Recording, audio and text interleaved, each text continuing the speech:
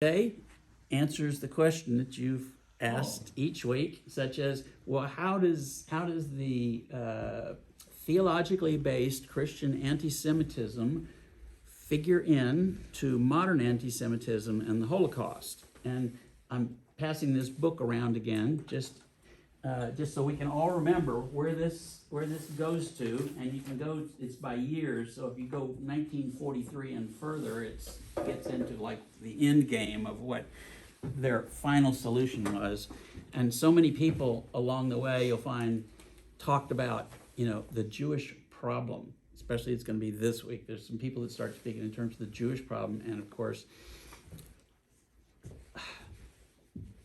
a century and a half after the Jewish people finally got basically legal emancipation from all these restrictions before, under Napoleon and after that, 150 years later, most European Jewry was wiped out in the Holocaust. And now we're going to see how this long history, we talked about classical anti-Semitism, but the Greeks and Romans, they had a lot of different groups that were under their control. And, it was like with the Jews, like with many other people, they just said, all right, we're going to let you practice some peculiarities. We're going to let you even do some things that could be offensive to us, like you won't allow the coins with the emperor's graven image to go into the temple, so you have to switch out money. They go, it's fine. And they wanted them to assimilate, but they didn't force them to in most cases, except the Seleucid Greeks, excuse me. But when the church came in, of course, the church and the Jewish establishment, the religious establishment, both had the Old Testament as the foundation of all the prophecies and things that made, that talked about why their religion had legitimacy and authority and why they were tied to God. And they're kind of antithetical a little bit, because the Jews said, well, the Bible tells us we're God's special people, and they were, at least around the time of Jesus, they were waiting for the imminent arrival, many of them, of a Messiah who would be a conquering hero that would establish God's kingdom on earth and throw off the yoke of all the earthly kingdoms. And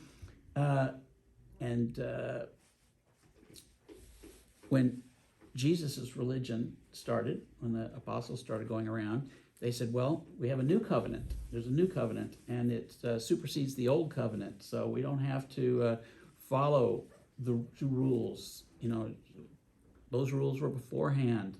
And they even started to say, well, anyway, so they say, we've got this new religion, and Jesus is the Messiah that was foretold in the Bible. Although a lot of the places where they said it was foretold, they were kind of like finding anything in the Old Testament they could shoehorn into predicting Jesus, even if it wasn't really talking about the coming Messiah. But the Jews said, well, we understand you can have a religion, that's fine. We're not offended, we don't care, but we do not personally believe that Jesus is the Messiah that was foretold by our prophets. And the Christian said, well, you people, your religion is invalid because Jesus was your Savior and you killed him. And so, as Stephen and some of the others said later, many others said later, the special relationship that you had was lost, either when you killed Jesus or back when Moses was leading the people out and they reverted to idol worship, so that you do not have a legitimate religion. And the Christians used their position as they rose in power and became the official religion of the Roman Empire and then of Europe, to persecute the Jews to different levels.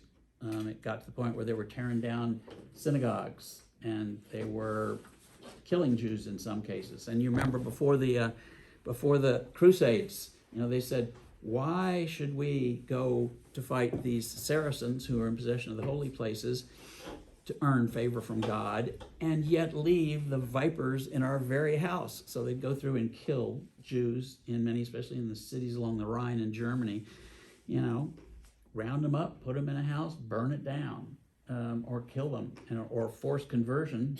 Sometimes they allowed that and sometimes they didn't.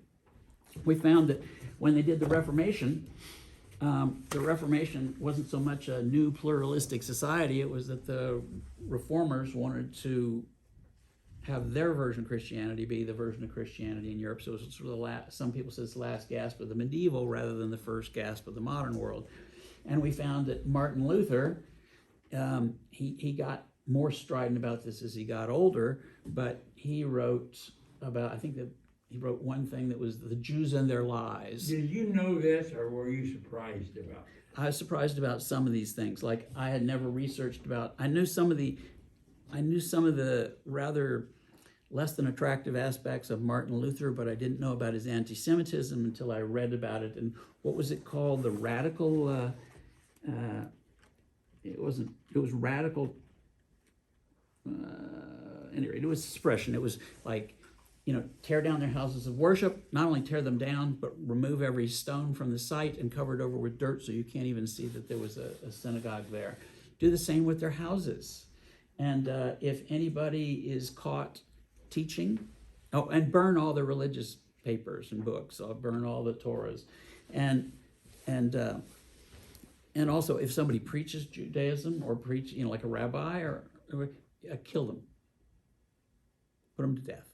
And their property, their property was gotten, the old saw about, the Jews are, because the Jews were forced into doing usury because Christians didn't believe that they could lend money at interest, and they needed to be able to borrow money for business ventures and monarchs for wars and things. So they got this idea that, okay, these Jews are profiting off Gentiles, and this is horrible, and they're money grubbing. And when the Jews were replaced by mainly the Italian bankers, nobody burns down the Italian embassy because they're money grubbing. No, it's just like the Jews had this special position with Christianity. It's like a family feud that they hated them at some level. Many people hated them at some level. So, for instance, John, Luther, who had all these things that he wrote about the Jews.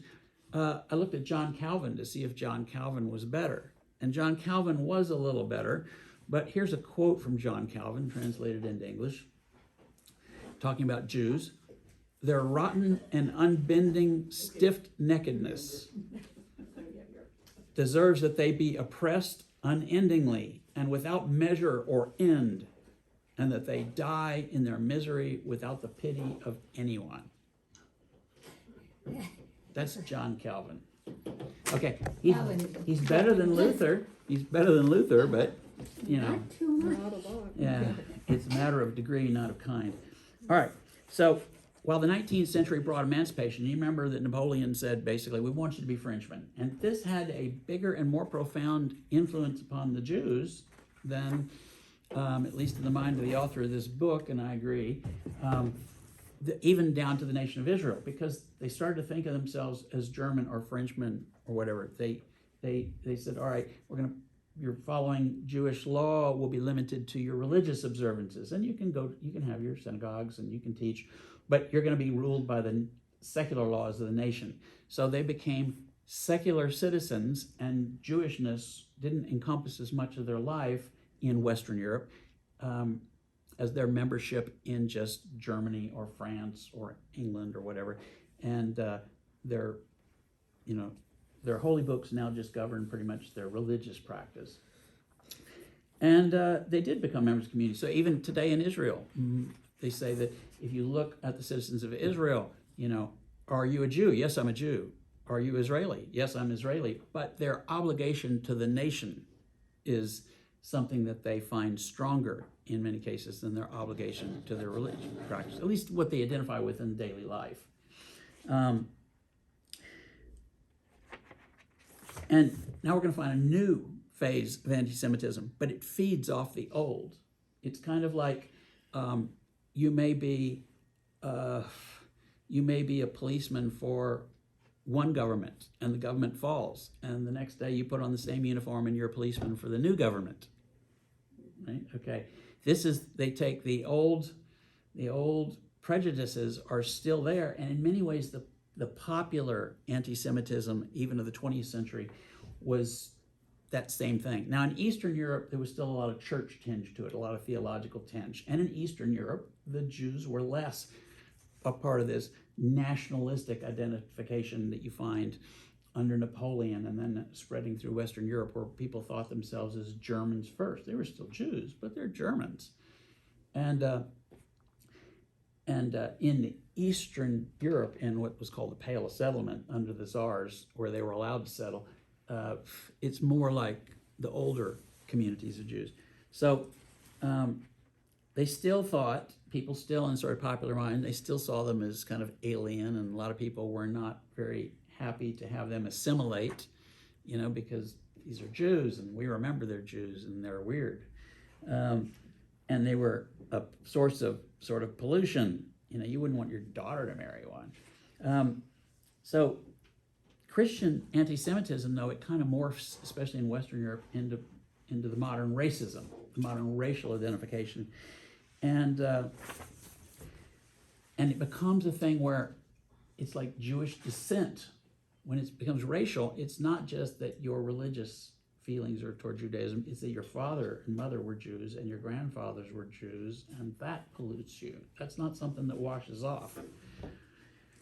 Okay, and there were just a couple of leading thinkers to let you know. People go, well, Karl Marx, and people who are anti-communist often go, oh yeah, Karl Marx, yeah, he's a Jew and wants that communism is you see this today. You can see this, you can watch CPAC, and you can have people who make veiled,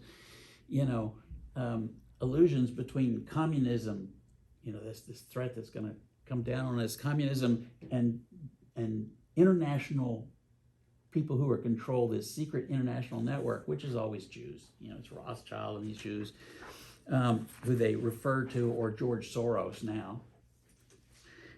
So, Gene, did you know Karl Marx was Jewish? Yeah. No. They say Karl Marx was Jewish. Karl Marx was not Jewish. He was Christian. His father converted. His father was Jewish, but to fit in better where he lived, his father converted from Judaism over a year before Karl Marx was even born, including changing his last name to Marx so as to be less identified with Jews. And Karl Marx was anti-Semitic. In his writings, when he talked about the Jews, he said he firmly identified Jews and their religion with hucksterism. And you know what hucksterism is? That's like somebody like a used car salesman that's Kind of trying to like get your money. Gene says.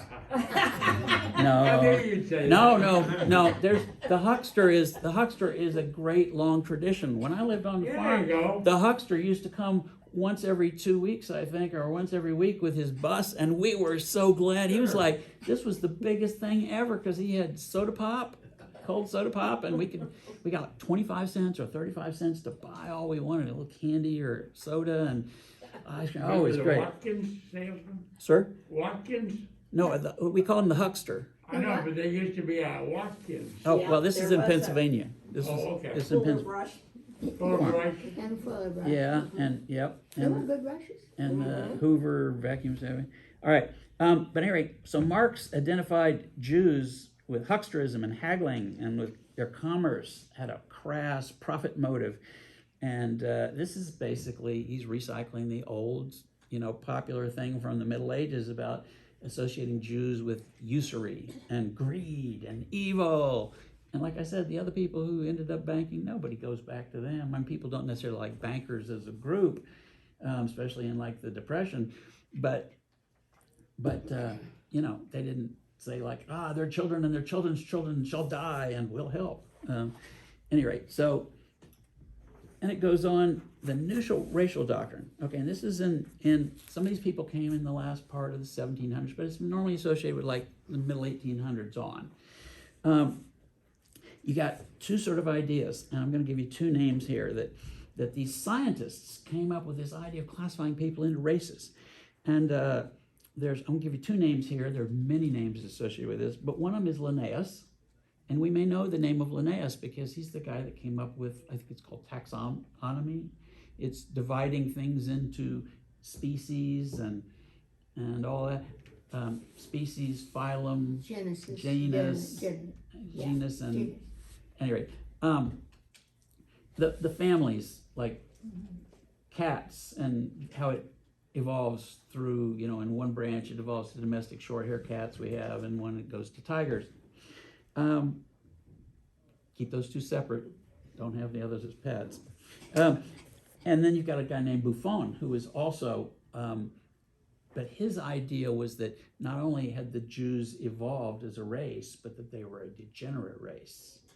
And they're lower, like some people would place. Oh, let me just go on.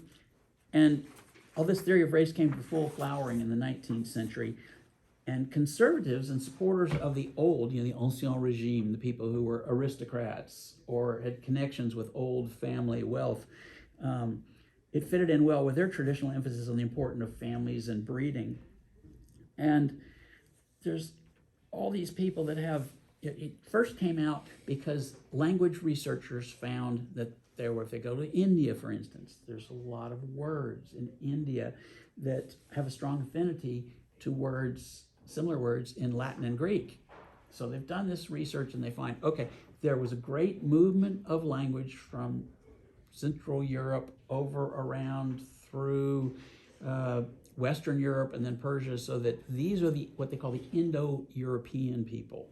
In other words, they had a common basic language, came out of the Caucasus maybe, many thousands of years ago, and then those languages evolved into the languages that we know of through Greek, Roman, Indian, and a lot of related languages. So those were the Indo-European people. And they were named, that group, when they're naming, they're saying, all right, we find this group of people, and then we find there's Oriental people, there's Africans, and they're mainly judging those people not only by language, but by their physical appearance. And there's a Semitic people. And the Semitic people originally meant both the Arabic peoples and Jews. But very quickly, the Arabic people fell away in sort of the importance of racial identification, and Semitic became associated with just the Jews. I have a friend whose husband was, I think he was born in Syria, and moved to Lebanon earlier. And somebody asked him if he was anti-Semitic, and he said, "I can't be. I'm Semitic." Yeah, he's Semitic. Yeah, exactly. So, but Kamal was born in Syria. He was a Christian, but he was born in Syria, and but he made that comment when somebody asked him because of where he grew up. Yeah. Or was raised, if he was anti-Semitic, and he said, "I can't be." Yeah. Well, it becomes very value laden in Western society, because Semitic ceases to refer to all the people, like you're talking about, all the people in the Near East and the people in North Africa, and refers to just the Jews.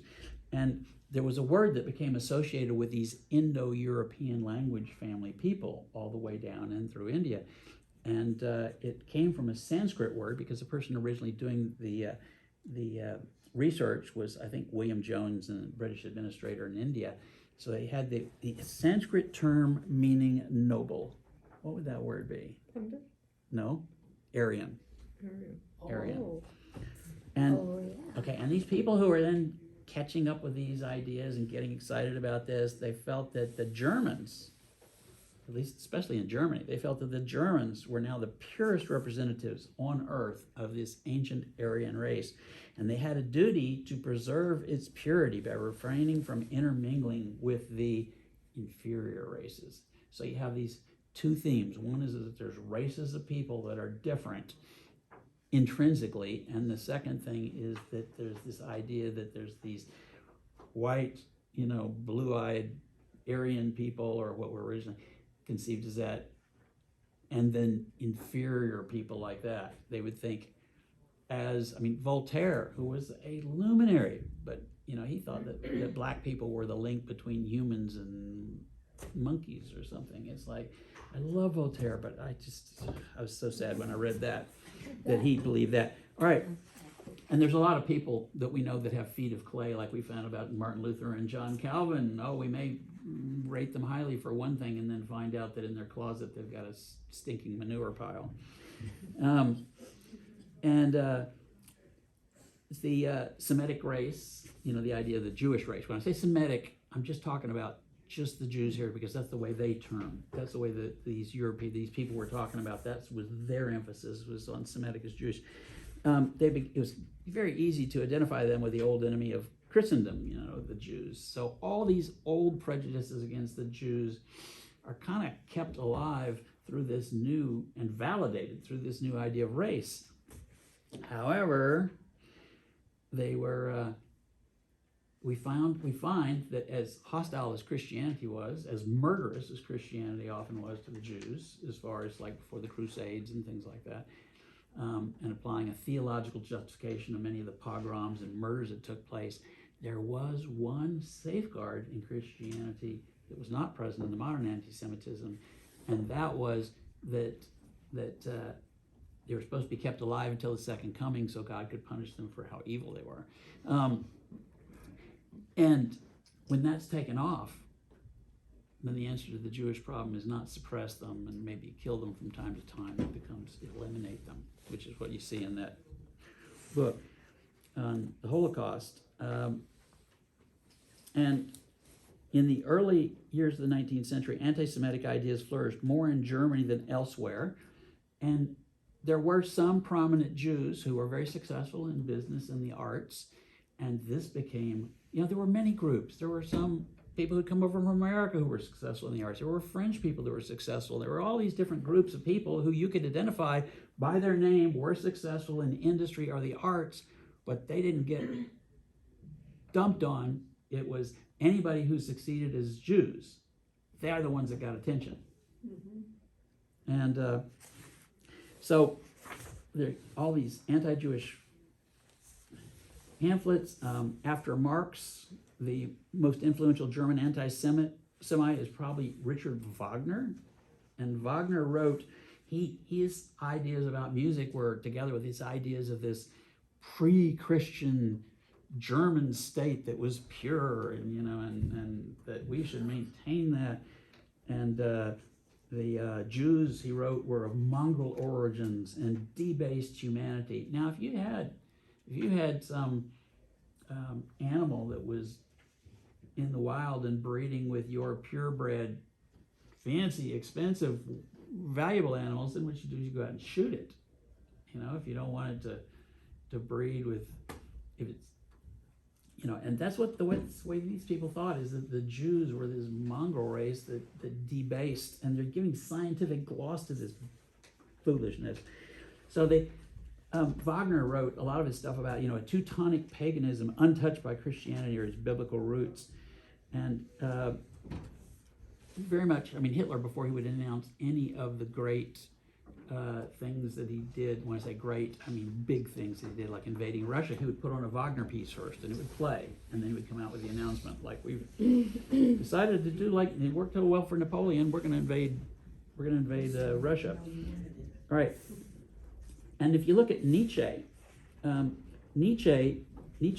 philosopher, he shared with Christian inheritance the unchallenged assumption that the Jews are bad, but he found anti-Christian notions for hating the Jews. And what he said, Nietzsche, the philosopher, he said that he was so mad about the Christian ethic, and he blamed that on the Jews. He said, those Jews, Paul and Christ, were responsible for a conscience. And he said, this is horrible. He said, because conscience limits what you do. It said that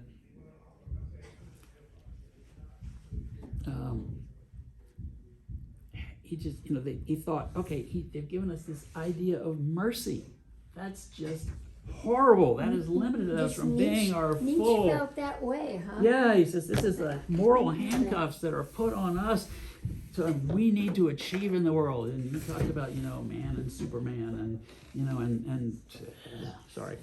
And had an English guy who loved Wagner, and he married one of his daughters, and he wrote about a book on the foundation of the 19th century, and he devoted all his space about Jews and how Jesus, he thought, though, that King David and Jews were Aryans. They weren't Jews. And the Kaiser would read this book to his children, and this was very popular book. So there's a lot of links between Christianity and Nazi anti-Semitism when you go back and research. And they talked about things, the words that they kept again, and this is a favorite phrase of Hitler that they repeated and he repeated one about the Jews are our misfortune. You know, it's the tyrant as victim. And you just find that so often. They go, oh, we are, the Jews are stealing from us and we are the poor victims, We own 99.9% of everything. Other than Hitler? Lots of these people Oh, in various a lot of ways. these that you're Just talking basically, about. I mean, like, It was their ideas. Their it's their just like Lindbergh said one day we're going to have to deal with the Jewish problem, or one day we're going to have to. I don't think he used the word problem, but he said one day we're going to have to deal with the Jews, and the difficulties that we find ourselves. Okay, and the greatest danger is degeneration through crossbreeding between Jews, any subhuman race that they would think. They would think between blacks and whites, or Jews and what they consider whites. Semitic people and these noble, I don't know if you've ever been to, when you go to Germany, there's the same mix of people as every place else. There's the noble and ignoble. Then, there's always this theme of the modern theme that we got to fight the Jews. What was the Jewish problem? Is that these Jews are going to try to take over. They're trying to take over the world, and that they are conspiring with, space lasers and all this stuff that, in the modern sense. But it's absurd. Most of the Jews were poor or very poor, and there were a few. There were a few like the Rothschild family that they would point to, but the vast majority of Jews were middle class, lower middle class, or very poor.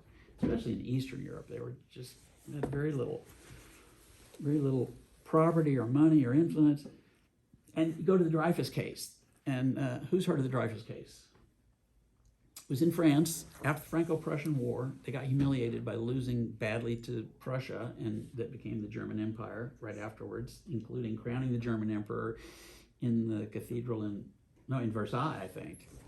So it's kind of like adding insult to injury. But Captain Dreyfus, who was Jewish, was accused of selling military secrets to the Prussians. And it pretty quickly became apparent that he wasn't the guy, that there was another guy who was very shady and who was in a position to do this, and his handwriting. But still, they took Dreyfus, they convicted him, and they threw him in prison. And it became just basically an anti-Jewish crusade. And then later, I don't know if the guy confessed or somebody who was his friend said, no, he told me he did this. I mean, it came out later, undeniable proof that this other guy had done it. But still, after that, there were the people who were the conservative. There was kind of a secular French group and a Catholic French group. And in the army and everywhere else in society, there was kind of a jockeying for position and control based on that. Anyway, so Dreyfus was just a symbol of how people would take someone. It didn't matter what the evidence was, that they were going to want him convicted or even executed, and because he happened to be Jewish, not because the evidence pointed that he was the guy. That happens a lot in society Yeah, over the years. But this consumed France for years. This big drama about that, and in Russia, where they were restricted to an area of settlement, it really was a mix of a theological anti-Semitism still with new government, and they had all these pogroms. You had Alexander the First was a czar that allowed them certain freedoms. Alexander the Second was okay, and then Alexander the Third, anti-Semitism became state policy against the Jews, and who's heard of the book Crime and Punishment? Oh yeah. Okay. You bet. Dostoevsky, Yeah. what we consider probably him and Tolstoy to be, at least in their English translations, the greatest writers. He, though a literary genius, he's one of the foremost exponents of nationalist anti-Semitism. In Russia, as in Germany, anti-Semitism and nationalism went hand in hand. So these people would say, yes, I love Russia, I hate Jews. And this is where we find all over Europe. And you find groups, political parties that start out that say nationalist in their name, or peoples in their name, or have the name of the country like Germany or Russia, are strongly anti-Semitic. So, for instance, the Nazis were the National Socialist Workers' Party, but there's lots of examples of this in Russia, in America, the America First policy. If you got a party that's got America in its name, it's, at least historically, you could look and it would be strongly anti-Jewish. The Germany parties with Germany in their name, or nationalist, the word nationalist in the name. Nationalism became associated with, their nation first, but it also became associated with anti-Semitism. And, they used anything. The Russians completely blew the Russo-Japanese War in 1904. They did very poorly. They mismanaged it in every way on land and sea. And so, of course, who do they blame? Jews. Right. And people got revolted against the Tsar's government because it was so inefficient and corrupt. It was a popular revolution. And who did they blame? The Jews, right. Yeah. And out of Russia, from the Russian secret police, came the single most important anti-Semitic literature, and you can still find it circulated today. You can find people thinking that the Tsarist secret police drew this up as an anti-Semitic document. It's called the Protocols of the Learned Elders of Zion. And you'll hear about it as the Protocols of Zion, or the Elders of Zion. It's basically, it says that the Jews are going to take over the world, and Christians are going to be put in a subordinate position, and mustache twirling, and it was known by 1920 in the West, and in Russia itself from the days of Tsar Nicholas II. They knew this was BS. This was just, it's like a lot of political documents where they write up, that just like recently they're saying, the George Soros is trying to take over the world and put computer, all this stuff. You just go like, really, but Protocols of the Elders of Zion is still circulated among anti-Semites today, and it was, Hitler took it with complete seriousness and made it, one of the principal instruments of his indoctrination. Henry Ford in America, who was a very strong anti-Semite, he took up that fake document. They hadn't even known it was fake since the 20s in the West. And Really? he financed its distribution, and he finally became convinced of its, being a fake. But that was not until long after he'd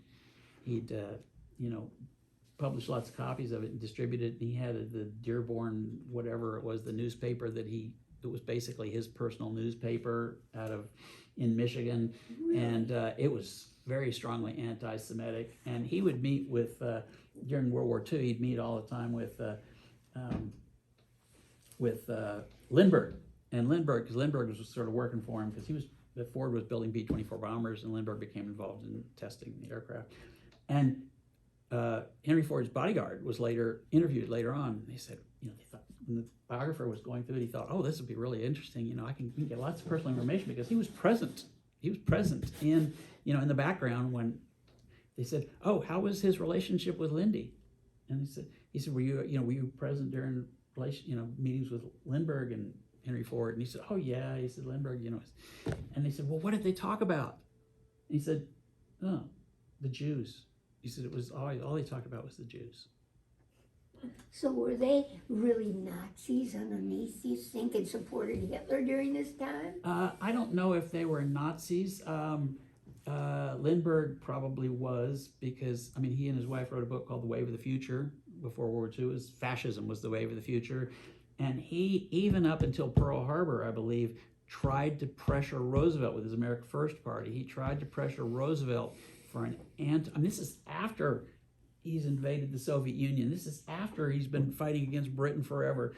And he says, no, we shouldn't send any military supplies to Britain. And we should have a non-aggression pact with Hitler to guarantee that we will not go to war against Hitler.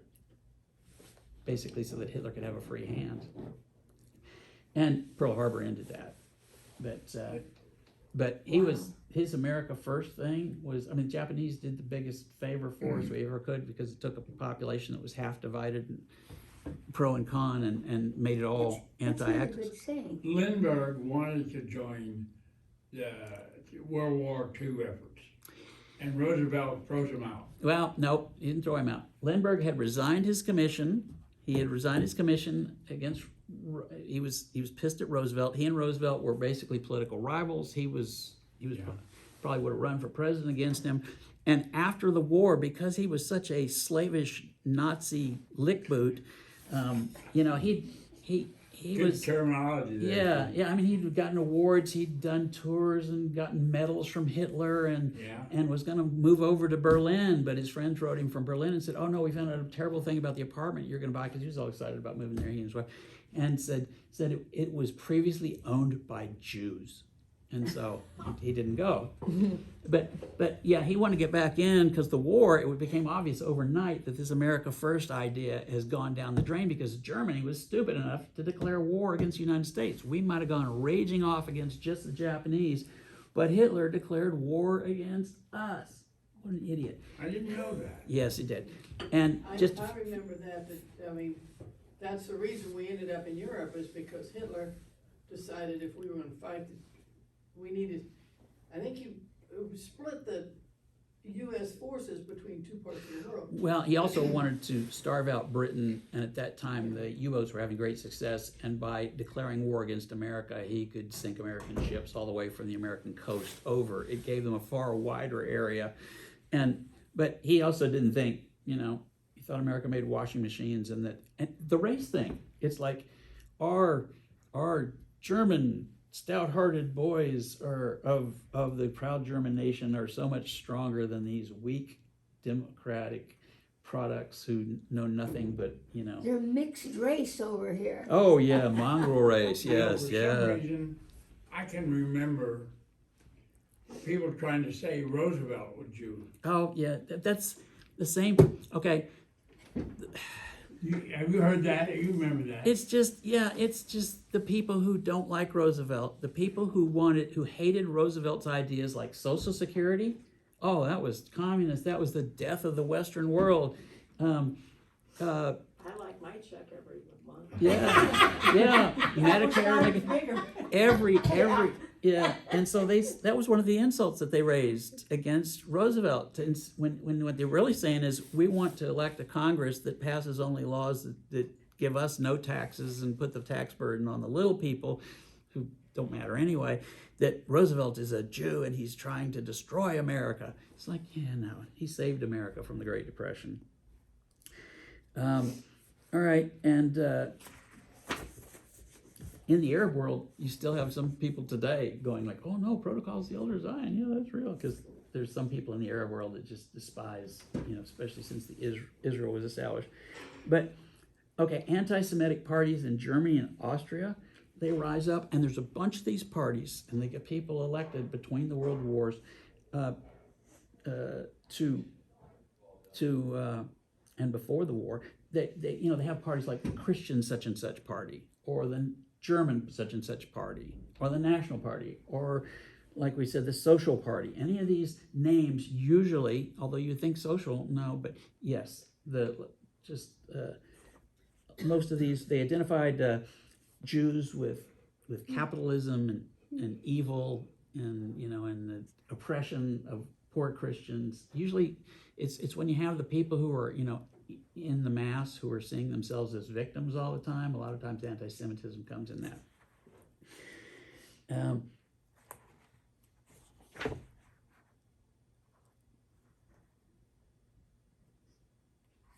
Hitler. Oh, go ahead.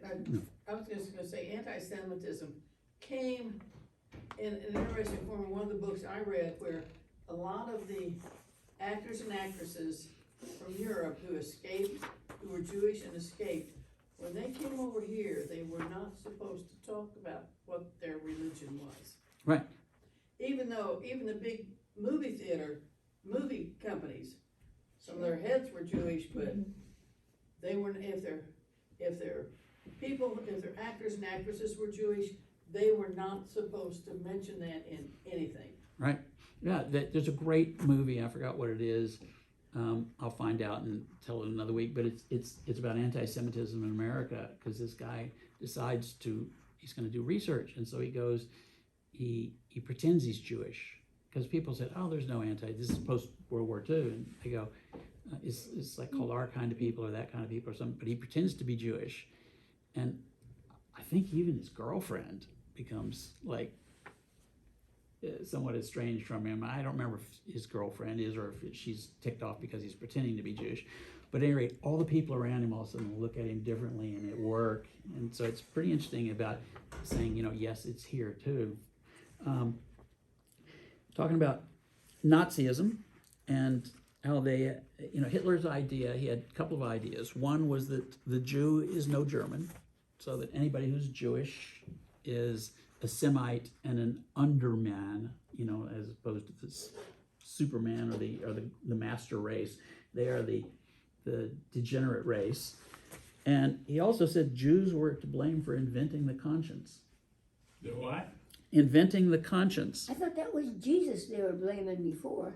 Well, this is Hitler himself. This is Hitler. And Hitler tried What does that mean? Well, Hitler tried to claim originality for his anti-Jewish ideas, but he drew from lots of these people, as we've seen before, who said exactly the same sorts of things. He wanted to be like this crusading anti-Semitic person, but no, he was just following in the footsteps of theological and racial anti-Semitism. To say conscience, it's that our conscience limits us from doing things like wiping out groups that we consider detrimental to us. Like Hitler was ticked off that we had this doctrine of conscience, that it was bad to kill men, and especially women and children and babies. And he's saying this limits us. This is a disastrous limit on our pure Aryan force that we can use to remake the world under our control, which it should be under our control, he thought. And if people oppose us, like Polish people, work them to death.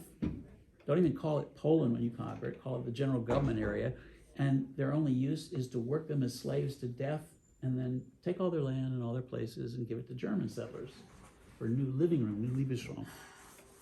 Okay. Polish people have had a hard time. Yep. First the Germans, then the Russians. And they had this mythical, idealized, distant German past, and they wished to free the community from all foreign influences.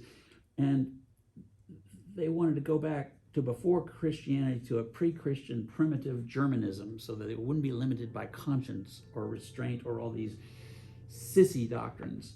Okay, and they said the Jews were the enemy of German civilization, because Germans, like other Europeans, have been taught over the long Christian centuries that Jews were the enemy of Christian civilization. So they knew they were the enemy. I mean, they'd all been there through all their generations, back through the Romans, under the Christian government, that Jews were bad. This was ingrained in society. And then, anyway, they go on to removing the idea of removing the Jews altogether, to just take them, put them in the camps and kill them. And Hitler wrote in the last chapter of Mein Kampf, he wrote in the English translation, if in the beginning of World War I, the Great War, if in the beginning of the war, World War I, or during the war, 12 to 15,000 of these Jews were held under poison gas, as happened to hundreds of thousands of our very best Germans in the field. If they just killed 12 to 15,000 Jews by poison gas during World War I, in addition to our own soldiers we lost to poison gas, then the sacrifice of millions at the front would not have been in vain. In other words, he would lose millions of Germans in the effort to kill 12 to 15,000 Jews. That would have made it, a good deal. And the final solution, of course, they found lots of cooperation in other countries, in Germany and in Eastern European, a lot of places. You can see there's a movie, Woman of Gold, is talking about it. She lived in Austria, and as they were trying to flee the Nazis, there were people, some of their neighbors, who pointed out, no, they're Jews, look, they're getting away, look. And, especially in Poland, there's a kind of the Polish government doesn't talk very much about how much cooperation there was between the Poles and their neighbors. And even after the war, when people would come back to their Jewish, there'd be the few survivors of Jewish villages in Poland, they'd go back and they'd be driven back out. They say, this is our house now. It's not your house anymore. It's ours. Get out or we'll kill you. And in some cases they did kill them. There was a pogrom killed like 60 Jews or something in one place. The Polish in Poland. government did that. Well, the Polish people. I don't know that it was Polish, it wasn't necessarily the Polish government, but just people in those villages would say, no, you can't come back. You have Right. no place here. Right. Okay? And so the churches of the 20th century, well, how did the Christian churches handle all this? And, the Nazi onslaught against the Jews was just an expression of this older hate from generation to generation that had been, passed from one Christian group to another. It was sort of endemic in the Western world. And with few exceptions during the Holocaust, during the war, the Western world didn't seem to care. The threat to the church was serious because, of Nazism, so they were worried about themselves. Who do we think of when we think of German resistance to the Nazis? We think of Dietrich Bonhoeffer. He was a famous German church guy that wrote, and Is he the one that went back? well, he died. I think he went later. back. Even though he went back, even though he was safe here. I didn't know that he was here, but at any rate, I do know he got arrested and he protested. But he defended church members of Jewish or mixed descent, but he didn't really speak up about Jews themselves, if they weren't Christian or of mixed descent. If they were just Jews, the kind that Hitler considered worse, he didn't really say much about them. Some believe that he may have regretted this failure in the last days of prison when he could no longer act to affect it. And Niemöller is the other guy that we think about, who wrote, when they came for the Jews, blah, blah, blah, blah. But as he said himself, when they came for the Jews, I didn't think this concerned me. When they came for the communists, I didn't think this concerned me. When they came for the Gypsy War, and then we said, and when they came for me, there was no one left to protest or to act. But he himself was saying, when they came for the Jews, he didn't really do anything. And the Allied government, one of the big failings was the Allied government didn't put out on the radio what was happening. They knew what was happening to the Jews. They had a very good idea of it, and lots of reports. And they could have, because the Jews in various places were listening to secret radios to the BBC, and they didn't tell them, hey, look, they're taking Jews to death camps, and they're killing them, and they're working them to death. Why did Whose they fault not was that? do that? I don't know. That would be a separate thing I can research and find out later. I'll find out. I'll tell you down the road, just not as a class, but just find out. But that's a longer thing. They discussed bombing Auschwitz and things like that because the Germans built war factories around that used the slave labor from Auschwitz and these other camps, in addition to them being death factories as well. You need another week on this? I don't think so. I think I can finish up here real quick in just a couple of bits. But and then if you look, I'm just going to say about the Pope. It's pretty clear the Pope knew what was going on, and he didn't really do anything. He was worried about, like I said, the danger of Christian preachers and such was profound too, and so he wasn't really worried about the Jews. But a lot of Catholic leaders showed sympathy with. These are not the Pope, but Catholic local leaders showed sympathy with, and even aided the measures being taken against the Jews in their own countries. And some of them to the point of helping SS men escape at the end of the war through a sort of secret. And the Pope, he was determined to say nothing because he said he wanted to act with reserve and prudence. But his actions that he did take, as small as they were primarily to help the baptized former Jews, not Jews who, still practice Judaism. So that is Jewish anti-Semitism from its classical roots up, and we can see how modern anti-Semitism was just basically a continuation with scientific rationale of long-standing and vicious Christian anti-Semitism that had been professed by some of the most prominent leaders. Look at Calvin and Luther from the Reformation. Look at Augustine, who's considered a lenient guy against the Jews because he said, no, let them live. but we've seen all through the justification of murders unpunished, policies to restrict them from religious authorities and civil authorities.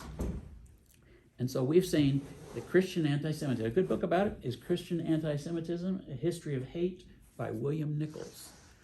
And This book as well. so, well, this is just a pictorial history of Yeah. the Holocaust. I have a number of books on the Holocaust, but this one is The Holocaust Chronicle, A History in Words and Pictures. And it's good to remind you, well, where's all this heading? Oh my God.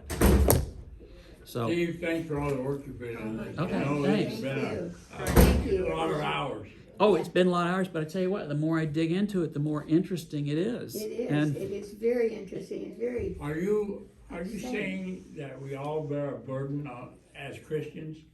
no, I'm saying that Christianity as an organized religion was a vehicle and originator for a whole lot of the anti-Semitism, because I mean they're saying, okay, we are Jewish, we're Jewish. Jesus is the fulfillment of the Jewish religion, and so we are bringing the kingdom of God to earth. And the Jews were saying, nah, kingdom of God's that's going to be a different thing. It's not going to be sort of an internal thing. It's going to be a new David comes to sweep the powers of authority from the world and bring in God's kingdom. And they're going, well, not only are you wrong, you Jews, but you killed Jesus. You killed your own God, and you killed your own Messiah, and you are a vicious, and by denying Jesus now, in addition, you killed him and you're denying his authority on earth. Oh my gosh, we'd be a lot better off without you. As a matter of fact, we're going to punish you for it. I can remember probably the only anti-Semitic thing I think I ever did. I think we actually had 2 Jewish boys in our graduating class, but Malcolm wasn't as prominent as Teddy Stein. And I can remember people saying, probably myself included, do they really think Teddy's going to be the Messiah? No. I was lucky when I was growing up because my best friend was Eddie Zeno, and his family had come over from Germany, and they were your stereotypical Jewish family. As a matter of fact, his brother used to always say Mike. He would say, because Eddie followed a lot of the stereotypes people say. He'd go, Eddie, you're such a Jew, But so I grew up, thankfully, free from prejudice, thank God because of my parents, free from prejudice against different peoples in our society. I'm old enough to remember the separate drinking fountains in a few places that still existed, but you all are too young for that. But thankfully, my best friend was Jewish, and so I didn't think of it any different from having a Ford or Chevy. Yeah. As far as Well, thank you for this. thank you. I have to admit, the most enlightening thing in the whole thing, I enjoyed most of it. I'm not gonna say I enjoyed all of it, but I enjoyed 90%, 99% of it. The writings of Martin Luther, the fact that he was so Shocking. anti-Semitic. Yeah. Yes. Me That too. amazed me, and I went Yes. home and I was talking to Don about it, and he couldn't believe it either, so I need to research Martin Luther a little better. I'll print out that stuff. I'm going to be gone for a couple weeks, but I'll bring a copy of the page. I'm not sure if it's from the document called "The Jews and Their Lies" that he wrote, but the one about it's not radical tolerance. What was the name of it? All his list of We have to get to church. yeah, his list of horrors. Yes, you do. Let's You do. We have to go.